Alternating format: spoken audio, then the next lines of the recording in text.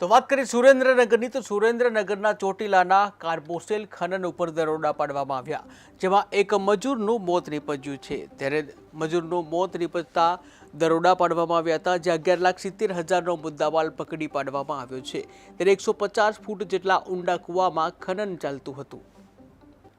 મૂળી તાલુકાના વગડિયા દેવપરા સીમની અંદર રાત્રે અમને 9 કલાકે બાતમી હકીકત મળેલી કે જે કાર્બોસેલનું એટલે કે કોલસાનું અનધિકૃત ગેરકાયદેસર કૂવા ગાળી અને એમાંથી કોલસાનું ખનન થઈ રહ્યું છે અને આ ખનનની અંદર એક યુવકનું મૃત્યુ પણ થયું છે।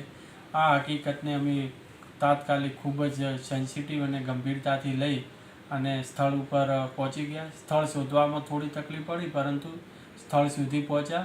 જે એ લોકોએ સિંડાને બંધ કરેલા હતા એ પણ ફેંકી દઈ અને અંદર પ્રવેશ કરી અને જે હકીકતો સામે આવી છે એ હકીકતોની અંદર ત્યાં કોલસો છે, એ કોલસો તાજો જ કાઢેલો પડ્યો હતો કૂવાને અંદરથી।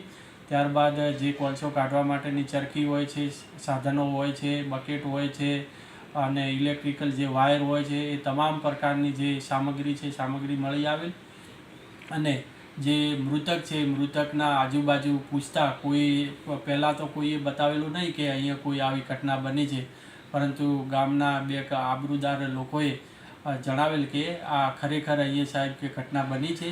અને એ ઘટનાના આધારે પછી અમે ત્યાં પંચરોજ કામ કર્યું અને તમામે તમામ હકીકતો જોતાં આ ઘટના છે, ઘટના ત્યાં જ બની છે। ઘટના ખૂબ જ દુઃખદ છે અને આ જે શ્રમિકનું આ રીતે મૃત્યુ થવું એ માનવતાને પણ કલંકરૂપ કહેવાય અને હવે પછી આવી કોઈ ઘટના ન બને તે માટે અમો જુદી જુદી ટીમો તો અમારી કાર્યરત છે, પણ હજુ આનાથી વધુ અસરકારક કામગીરી કરવા માટે સંકલ્પબદ્ધ છીએ।